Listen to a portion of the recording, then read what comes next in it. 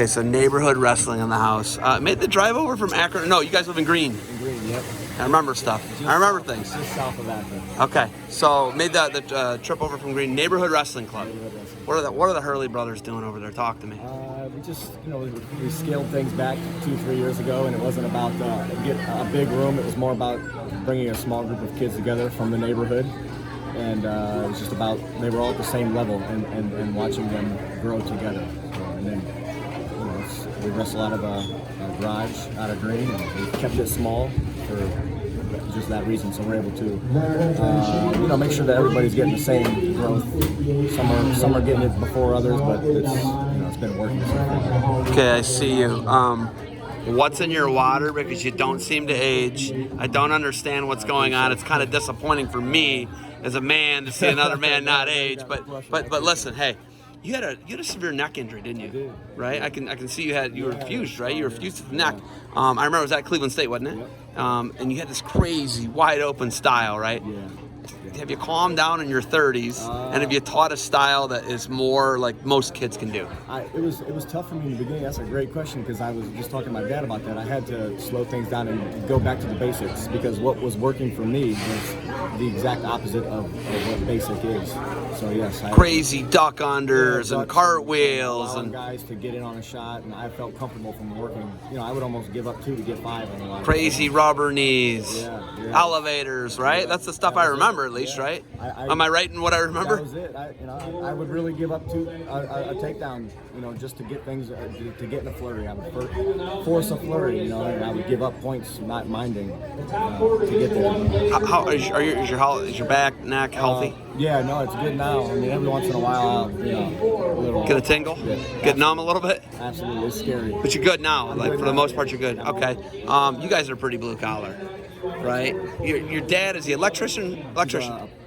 Plumbing and plumbing. Both your dad and your brother, they're plumbers. Yeah, my brother does sprinklers. Okay, so you guys, it's blue collar. It's Akron. It's Canton, right? No, and that's what Northeast Ohio is, right? A lot of people call it the Rust Belt. If you didn't know that, you come from the rubber city, right? But when you look at it, how much of that do you instill in these wrestlers? Absolutely, that's it. Like people were saying that this was Oak Harbor was definitely harder of the sectionals.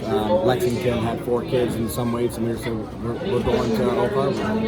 We're not going to shy away from the competition, because you got to beat these guys one way or another. So the focus is to go out there and wrestle the best guys, and not to shy away from the competition. And that goes back to just livelihoods, to work and to outwork everyone. That's it. Okay, OAC. You've had a lifelong relationship with the Offers, right? Good people, great people. I love working with them. Amazing people. Right? When you look at this thing, how this thing has grown, you guys saw it from from 20 years ago, right? Yeah. What's it been like to watch OAC grow into what it is now? Now you have to go to a sectional to qualify for a district, to qualify for the state. You used to just go to a district, then you were at the state. Well, originally you could just go to the state, right? But it's grown and it's created so many opportunities, right? It continues to grow. The Opera family, what they've built here is extremely inspiring. You know what I'm saying? Whether you're a wrestling fan or not, they have built the best competition. And to my opinion, and I'm biased, but Ohio is always one of the top 2-3 states in the country. That's actually statistically a fact. I wanted to let you know that, right? Did you qualify for the NCAA tournament for Cleveland State once? I did. Yeah. I did. So when you look at the qualifiers, it's usually like PA. Yep. They always have the most qualifiers because they have the most depth in high school. And then it's either Jersey or Ohio, right? Would you agree with that? Absolutely. Right? I mean, you being an NCAA qualifier, you would know that. 100%. You'd always look. You go to these, Tulsa Nationals and this type of thing. And I ran into a guy that was from and no disrespect to any other state, like North Carolina. He's a 5-time champ, and it was just like, what the hell just happened? Where? And it just goes to show with what Ohio has built and what it's been built on for years now. It's not like this just happened, So what they've built here is unbelievable. Unfortunately, I'm age myself, and when I was a freshman in high school, it started. So my brother, Ryan, was in his first year of it, and he was a state champ as an 8th grader. So, Ryan won the OAC. He won the first OAC. Yeah. He's nails though. Yeah. Ryan was state champ once for St. V. Yes. right? Was it his senior year or sophomore year? What year? Sophomore year. Sophomore year. Freshman year, he was in the finals. Got beat, but yeah, he was. Yeah. And then you won as a senior. I won as a senior. Yeah. It was like, and you were runner up. You were runner up. Yeah, 3-time finalist and runner up. You were a 3-time finalist. Yeah. Oh my God. Right, and did you get caught and pinned one time even? I was winning. And I remember. I remember a lot of crazy stuff if you haven't noticed. It happened. Yeah. Right? And then I wrestled, somebody that I grew up in the same club with.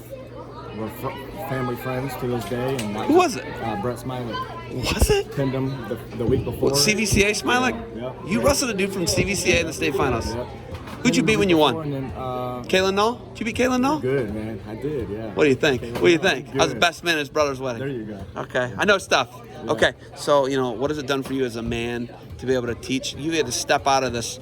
You had these crazy hips, I remember. These crazy knees. You were a double knee drop, like a duck guy, right? I remember, right? High crotch. You did this crazy. You were able to pull the trigger as a man. Now you're in your 30s. It's probably not. You can probably still do it. Yeah. But you got to teach this basic style. What has it done for you as a person? It's definitely changed me as a person. But it's back to the basics is always good. When things weren't working for me in high school or college, I had good coaches to pull me back in and say, back to the basics. Let's not rely on going to your back to start the match. Because there's a lot of guys that would watch what I was doing and say, I'm not going to shoot. I'm going to slow things down. I'm not going to play into what he's got going on. So yeah, and that's kind of the way that we're coaching now, and with our guys, they're starting to have a better understanding of the basics. So now we're starting to show them, this is turning the wrong way, but if you went all the way through it, this is what can happen as well. So all right, starting to play around with it. We got wrestling starting here. You got anything else for me? I think that you are doing an unbelievable job. Personally, what you guys have grown and done, and saw you last night at the Ironman. We're grinding. Huh? That's it. You are. I am. For the level of this we're gonna done. I make $0. I actually lose money doing this, but I wouldn't know it any other way. And I know I saw you at the Ironman. I see you right here, this morning, and I'm sure you're trying to figure out where you're going next week, as we are. So awesome. And I love it. Awesome, man. Well, I appreciate the compliment. Absolutely. All right, hey, get in there, keep grinding. Thanks for the time, Coach. Thank you.